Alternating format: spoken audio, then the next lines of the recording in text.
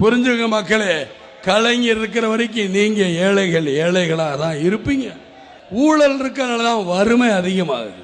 எப்படி டிவி கொடுக்குறாருங்கிற முதல்ல நீங்க பார்த்துக்கிறணும் மக்களே. டிவி தான் இலவசம். நீங்களும் ஆஹா கலைஞரோட உள்ளதை பார்த்தியா. ஆனா டிவி யாரோடைய பணம்? உங்களுடைய பணம்.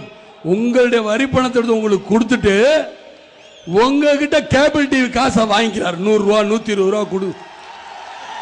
ஆக யார் புத்திசாலி கொள்ளையடிப்பதில்? கலைஞர் அவர்கள் தான், நீங்க கிடையாது மக்கள். கலைஞருடைய வழிமத்திரம் ஒன் வே டிராஃபிக், ஒரு வழி பாதை தான், போகும் திரும்பாது. பணம் வந்துகிட்டே இருக்கு. இதை நான் சொல்லல, புரட்சி தலைவர் எம்ஜிஆர் அவர்களை சொல்லியிருக்கார்.